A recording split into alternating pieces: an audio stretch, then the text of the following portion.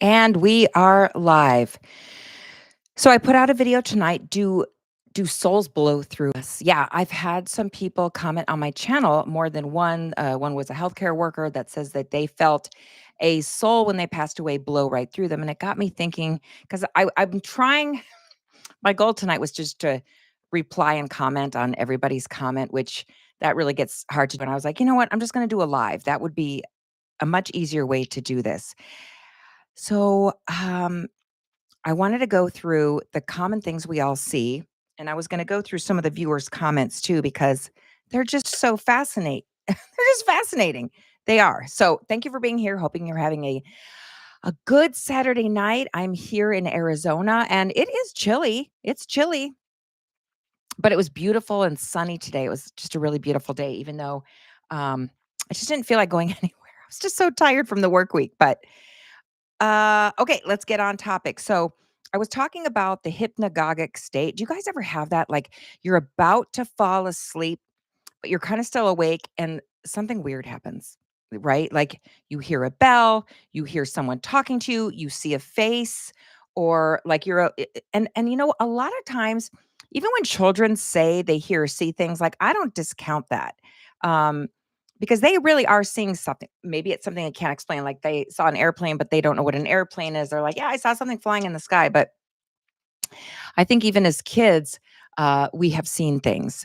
And what I meant to say in my video was, our brain can shift into this alpha wave when we're really relaxed, and then theta waves when we're light sleeping and dreaming.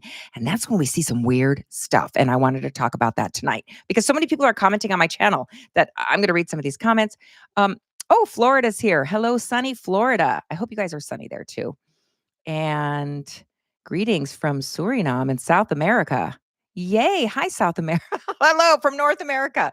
And Vietnam is here. Okay, very cool. Pittsburgh in the house.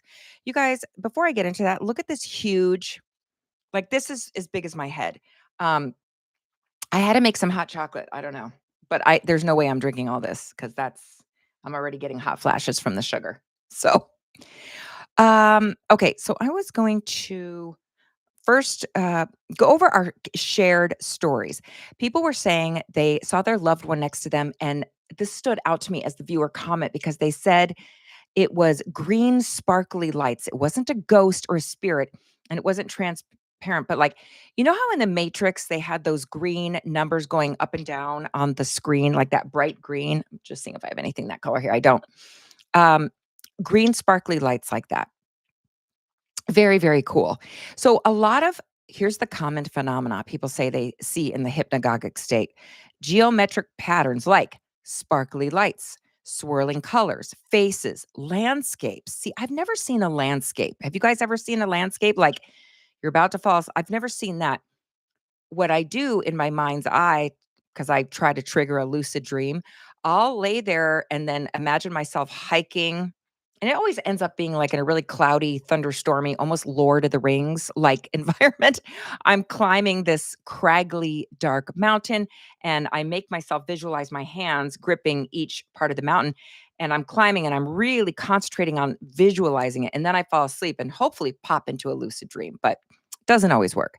So that's the only thing I've seen with landscape. Some people say they see entire scenes, flashes of light, sparks, which are also called pressure phosphenes. Isn't that amazing? Yeah. Hearing voices, hearing music, hearing your name called. Okay, I'm going to raise my hand on that one. I have heard my name called in the hypnagogic state. Hi, Bev. Thanks for being here. Long time no see. Yeah.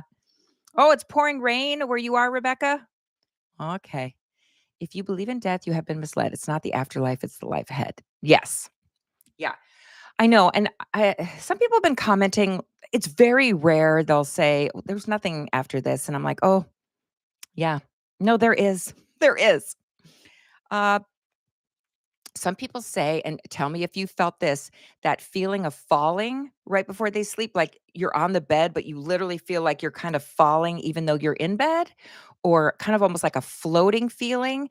And people will describe that right before sleep paralysis hits them.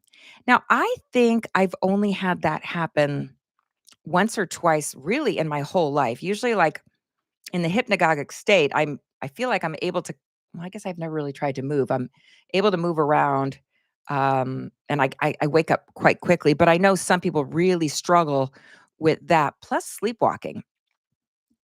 Yeah. So your body's paralyzed, but your mind is semi-awake, right? Yeah. So, okay. Can we just can we okay, didn't let me see the comments now because there's so much I wanna talk about. Uh, oh, that falling feeling. Okay, so you've had that, yeah. I've heard my name, dreams of flying, falling, you name it, yeah. One time when I was young and falling asleep, I heard it sounded like a train just, like, thundering down the tracks. It just sounded like that right before I went to sleep. And then after that happened, come to find out that a lot of people hear that loud, thunderous, almost like a train going by right before they go to sleep. Yeah. But here's the deal. I feel like maybe more DMT is released when we're in that hypnagogic state.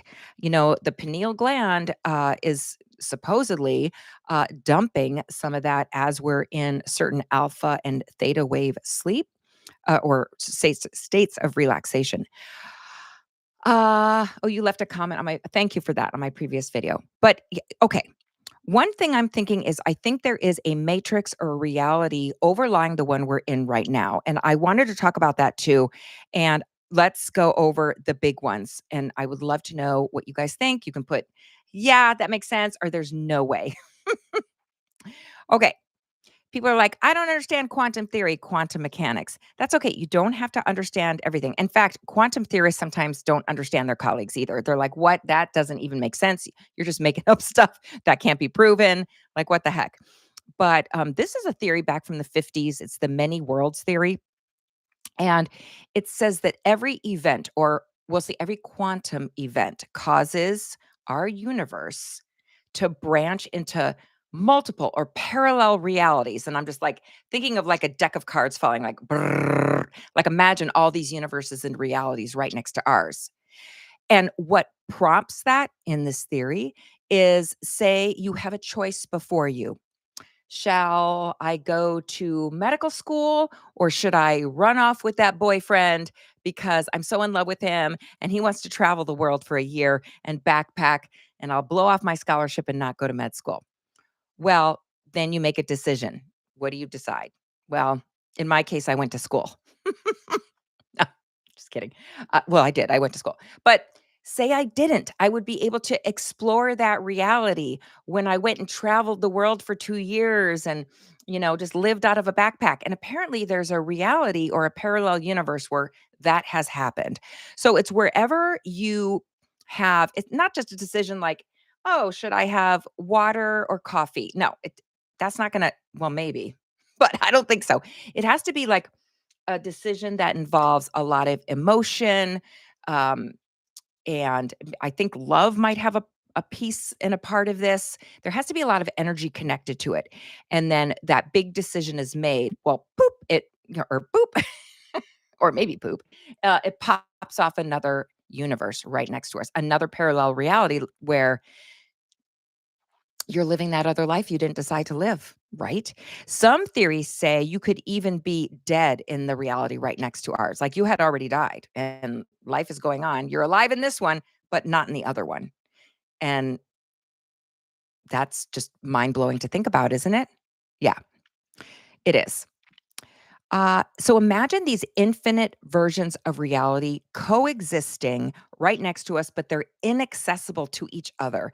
And the only way, and again, this is my theory, not the theory of the many worlds, but if you're dreaming or lucid dreaming or in that state, can you get glimpses of the other reality or tap into it or it's deja vu or something? I don't know. I think maybe, but I don't know. It's just fascinating because these quantum paradoxes, like I've talked about Schrodinger's cat before, like, is the cat alive in the box? Is it dead in the box? Or is it happening both at the same time? Right. So this theory of many worlds implies all possibilities are real somewhere. It's wild. You could think about it all night long. Okay. So, oh, hello from the other room.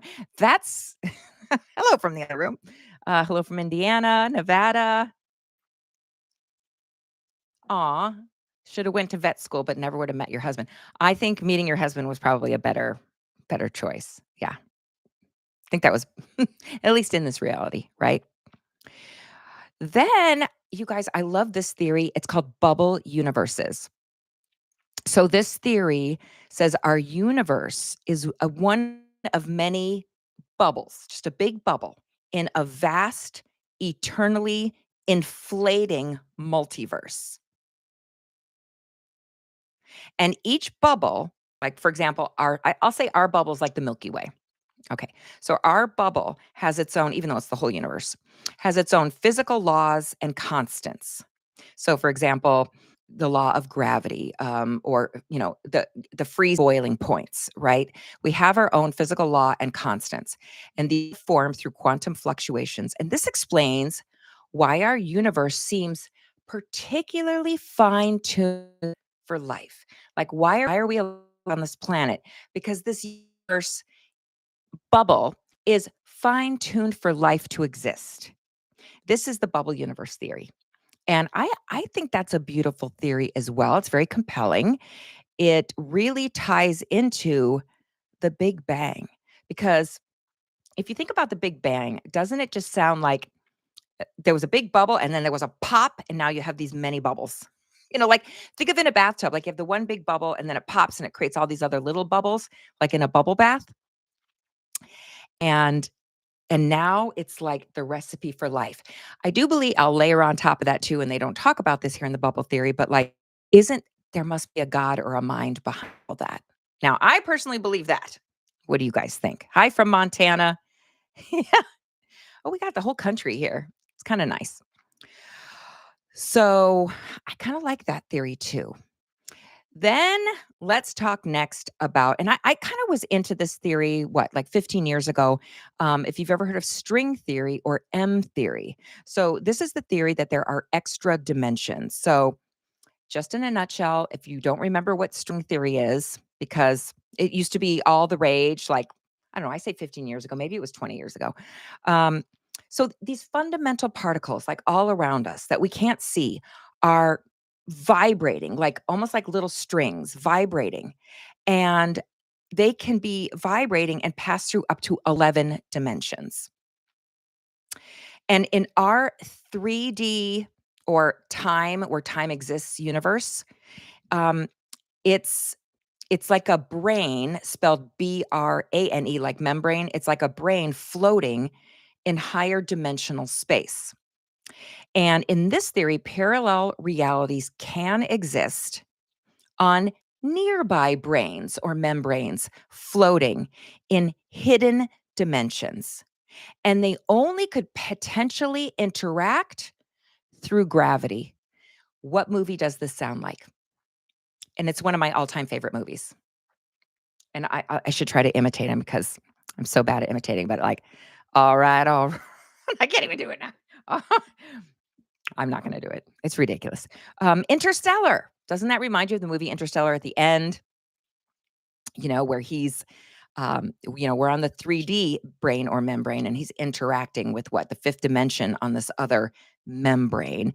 And how did the interaction occur? Love. Love was the energy to enable this brain or dimension to interact with another one. I thought that was such a beautiful message in that movie. Yeah, it's my one of my all-time top 10 favorite movies.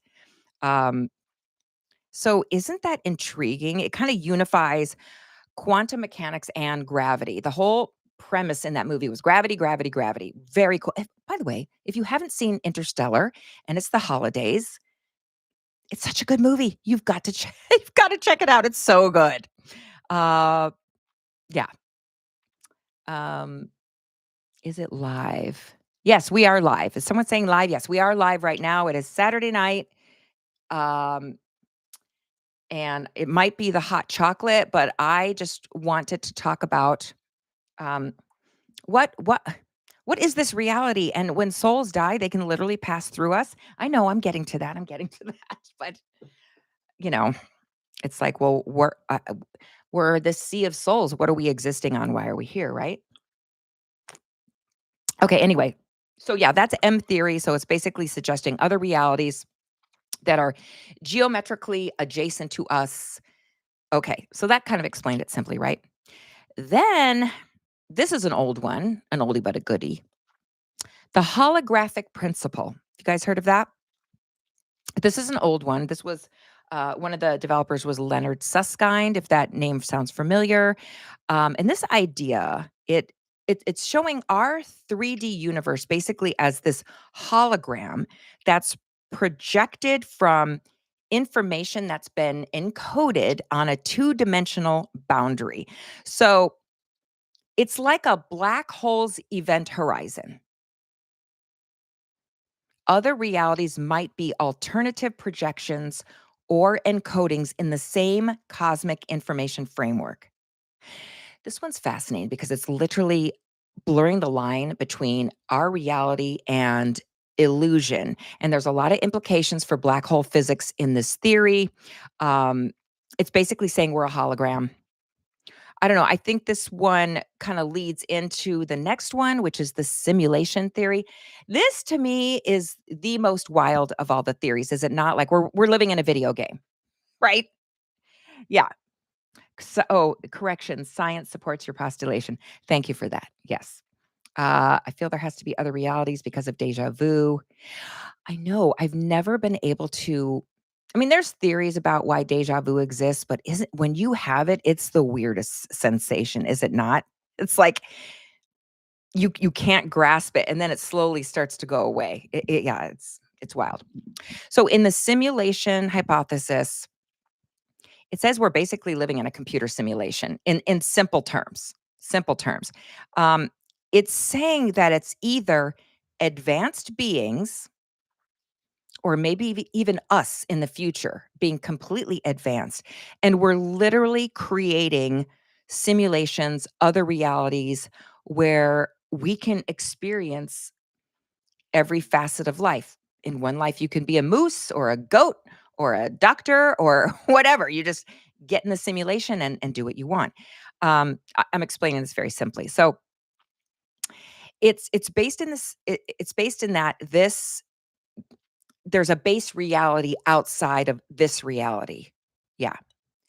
Um, how how I think of this, like if you think about it for a second, we all believe we have a soul, right? And most of us believe that when this body dies, our soul moves on.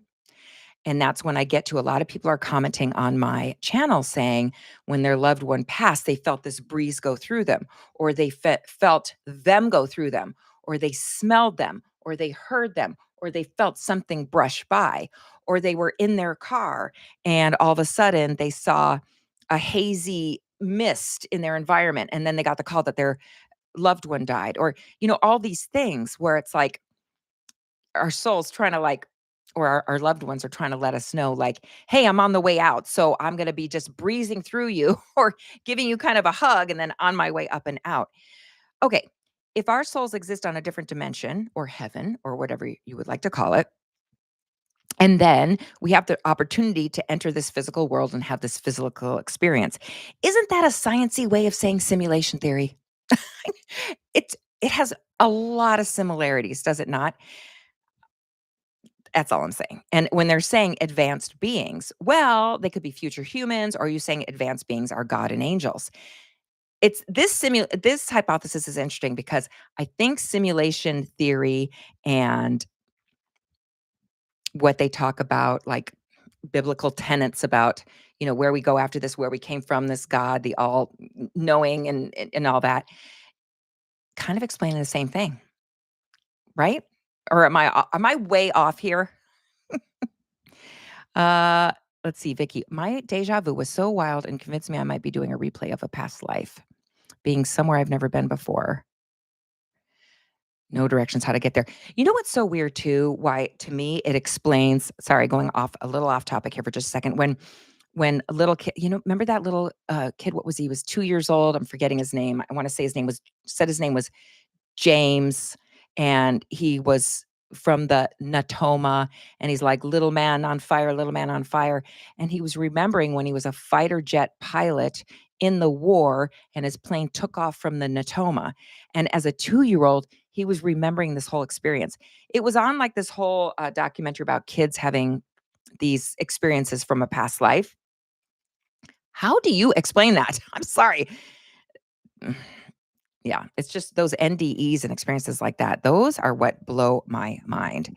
And so, so those are the theories I went over that just make things so interesting. Now, I know there's a lot of physics and mathematics involved in this. Of course, I'm not going to go over that. I am no physicist for sure. Um, but I say, these theories of brains, multiverses, parallel universes, simulation environments, and again, the movie The Matrix, simulation theory, like there it is right there, right? Before it was cool to talk about simulation theory. These are intriguing ways to conceptualize heaven. It is because if there is a parallel reality or dimension different than this, isn't that what heaven is?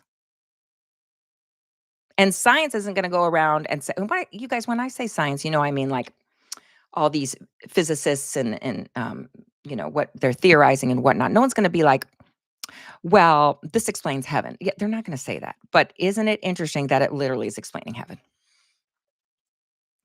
Yeah. And I've came to these realizations, hasn't been my whole life. In fact, there was a time when I was like, even though I was always interested in the spiritual world and really pulled to that, there was a time in my life when I was like, yeah, nothing happens after this. But again, it was my 10 years in hospice that woke me the heck up. And no matter how many years in nursing school, then medical school, and all the science classes, it's like, oh no, 10 years in hospice beat all that right out of me. There is another world after this one. But I love it how science is trying to explain what all that is. Synchronicities is communication from another dimension. Do not ignore. I love synchronicities and I agree.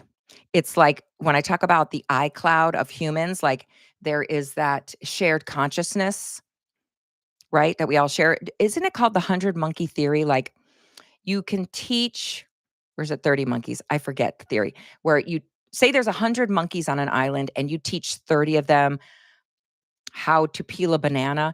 And once you reach that shifting number, say 29, okay, 29 know how to do it out of 100. Once you teach the 30th monkey, or I forgot what the number is, then all of a sudden, all 100 monkeys on the island know how to peel a banana.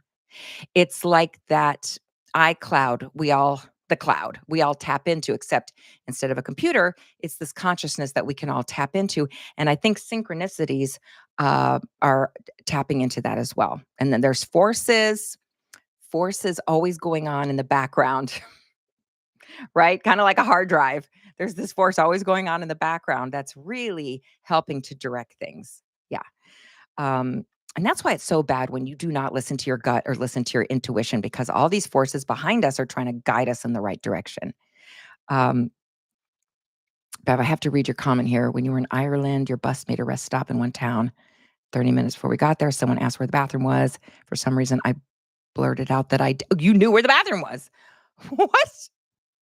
Maybe you're originally from Ireland in a past life or something, and you just happen to know the area. That's pretty cool. I love this that your aunt came to you as a form of energy that swirled around you and that you felt very peaceful. Yeah, that is beautiful. I love that too. So,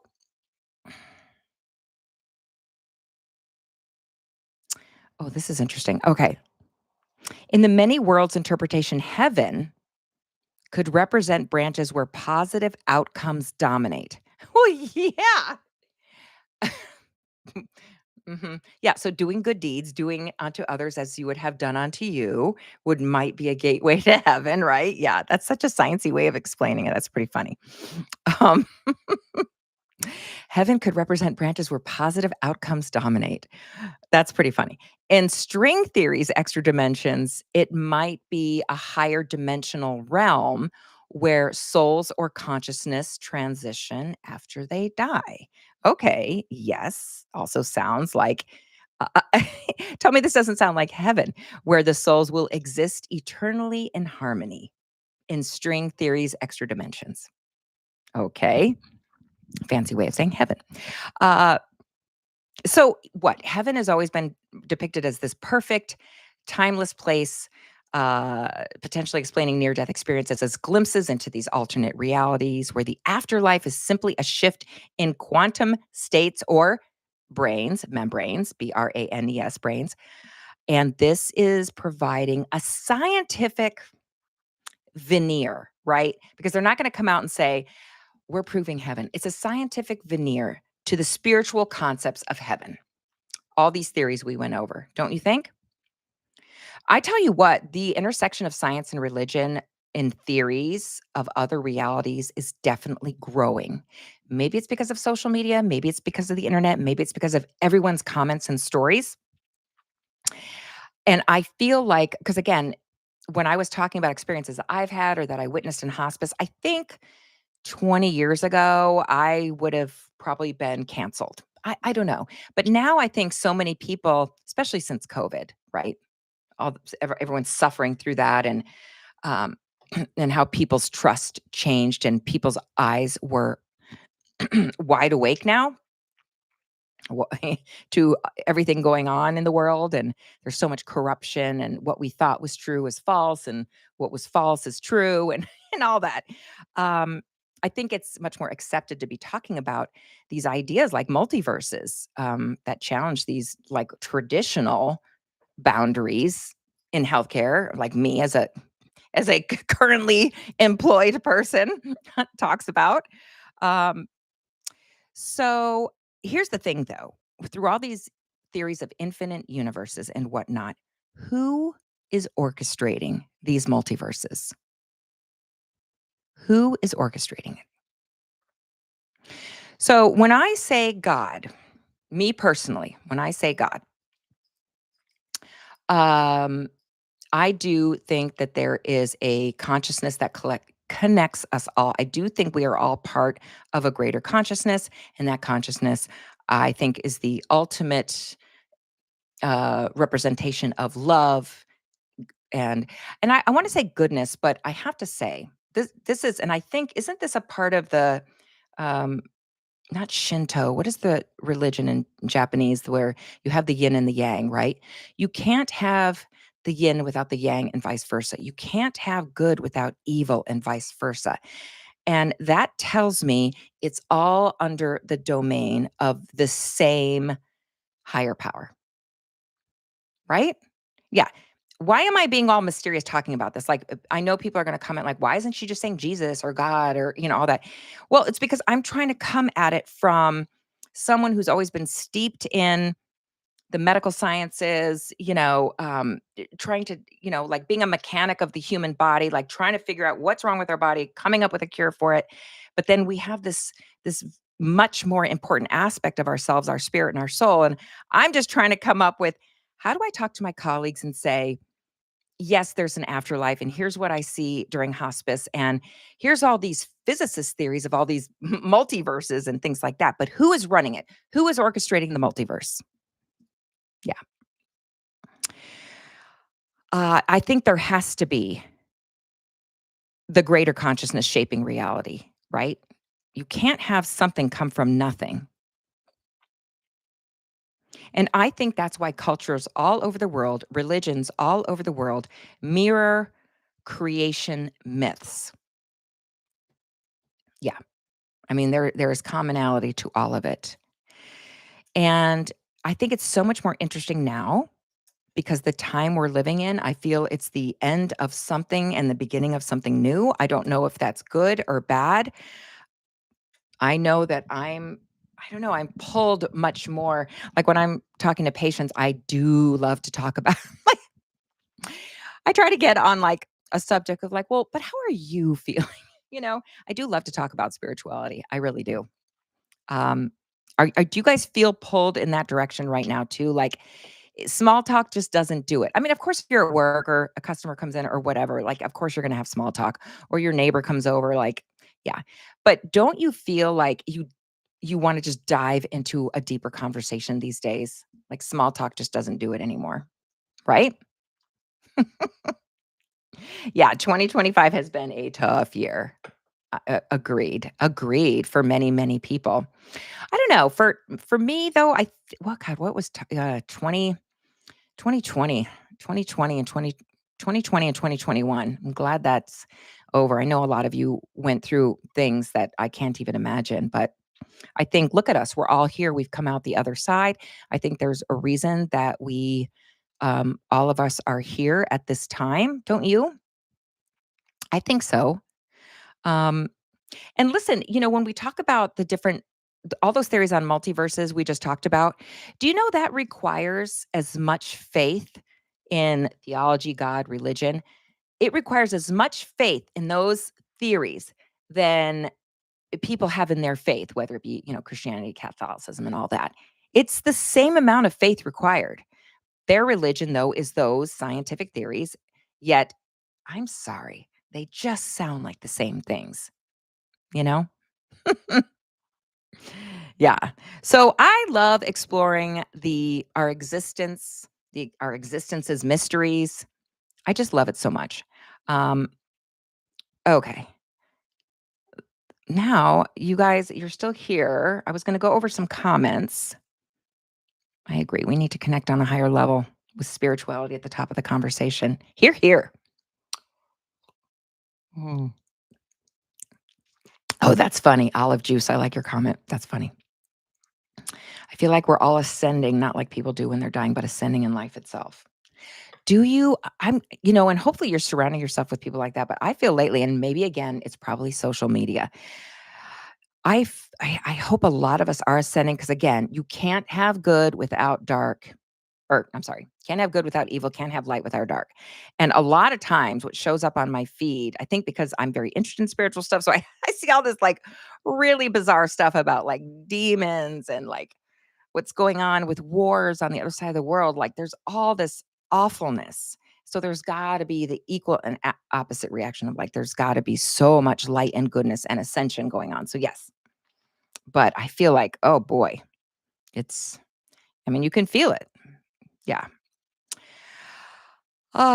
So okay, I'm that's enough on hypnagogic stuff. I was gonna read a couple of comments that I thought were amazing. Let me get to that really quick. Here we go. I love this one. She's now again, I'm going to read some comments because they're public. They typed it here on my public page. I'm just not going to say their name. So she talks about her mom passing away, and she said, all of a sudden, she saw her dad and her brother, both of whom passed away, standing across the room. And she kept asking, don't you see them? This was her mom that was dying. Don't you see them? And she said, I asked her, well, what's daddy saying? And her mom, who was dying, said, "He wants me to come on. He wants me to come on over there, that he missed her." And she said, "You could definitely feel a change in the atmosphere of the room, and she would never forget that day." This is what I see in hospice, or again, I'm not working in hospice right now. I did 10 years, and now I'm just doing family practice, but saw it all the time. Now, I will say a lot of times I didn't see that. It didn't always happen, but I loved it when it did because it was just like more proof that we go on. Because why are people all having this experience? Uh, let's see. This one, ooh, that's a scary one. I don't want to read that one. It's talking about a demon. We're not going to talk about that today. Oh, this is kind of beautiful. This one, she talks about her son who passed of an illness. And she said, 4 months after he died, he visited me in a dream or vision. I've talked about this too, visitation dreams. They are fascinating. She said, I was standing in a room facing a door, and the room was just a bare room. And suddenly the door opened, and my son stood there glowing. And behind him, I saw a light and it was dancing, brilliant and so beautiful. And he walked towards me with his arms outstretched, and we embraced, and I kissed his face, and he smelled just like he did in life, and he was solid. And he said, Mom, I'm okay. Everything's okay.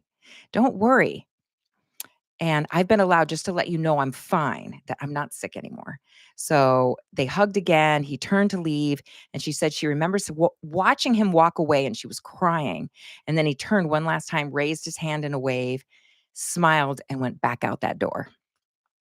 And then she woke up and felt that she had been crying. That is such a good example of a visitation dream. I don't know if you guys have ever had one. I had one with my dad who passed away. I only had it once. It wasn't like, so I've talked about it on one of my videos where bright white. There was nothing around. He came in. I smelled him. I hugged him. I talked to him. And it was weird because it was like, well, I know you died. How am I talking to you here? Like, how are you, in your mind when you're dreaming, things are kind of logical, but not logical at the same time. And I was like, well, how are you alive? Yet you're here, but I'm so happy to see you. But we've already sold your house and all your things, and yet you're alive. It's like, what are we gonna do? Um, I never had another dream like that. One and only. And I feel like if they're just dreams, wouldn't I have them again and again and again? No, it was the visitation dream. So I think this woman had amazing visitation dream. Ah, okay. So, oh, this is interesting. This comment, she said, I don't see shadows. However, on occasion, since 2023, when my mom passed, I've been seeing a white, misty figure of a woman hovering next to my bed. It's so real that I interacted with it to the point where I reached for her. I reached for her hand and fell out of bed. It didn't appear to be a dream. I felt very awake, very aware of my surroundings. I recognized my bedroom was around her, like I could see where I was when I was seeing her. And she says her daughter says I'm schizo to the point where I should consult a doctor. And she's again, and then I commented to her. I think again, it's a very interesting. I don't know what that one was but very interesting. Uh, Yeah, and then here talking about, this one, this commenter said, "My dad who had dementia hadn't made a sound, hadn't talked, hadn't made a sentence in years, told me when they wake up and they're lucid after dementia." You guys, if you've ever seen this, it's amazing. "I'm worn out and ready to go." This is what he said, and then he died that week. Mhm. Yeah, it's so interesting. Oh, you heard your mom calling your name. So, yeah, again, so many people have talked about that. Hearing them call your name, like, I feel like there might be a better way to communicate with us, right? Because I don't love that, like, when you hear your name being called because sounds like my dad, but, like, why is he yelling my name like that? Like, what is that? I would rather hear him say something like, "I'm okay," but maybe they're yelling our name and then trying to talk, but we can't hear the rest of it. We just hear that initial. I don't know. Um, but okay. So, anyway, I think those are all the comments I will talk about tonight. Oh, uh, let's see. You've had an experience. Your mom came to you, remembered a childhood trauma. Your brain protected you for 31 years. Oh, and your mom was saying it'd be okay. Mhm. Well, that's beautiful. Okay, everybody. I hope you're having a good Saturday night. And thank you for joining me on this live. I know I haven't done this in a while, but this was super fun. And I'm glad you were here. And this was all on my mind. I just had to get it out. And nobody was going to sit through a 40-minute video on my channel. So better to do it live and see your comments as well. It's good to check in with you. I recognize a lot of these names here on the chat. So good to see you guys are all here. It was so good to talk to you. And yeah, I'm so excited. It's December. So happy holidays to you all, those that celebrate Hanukkah, happy Hanukkah, Merry Christmas, all the good things, right? Um, Hopefully, we'll do a live again here soon, everybody. Thanks for being here again. Good night.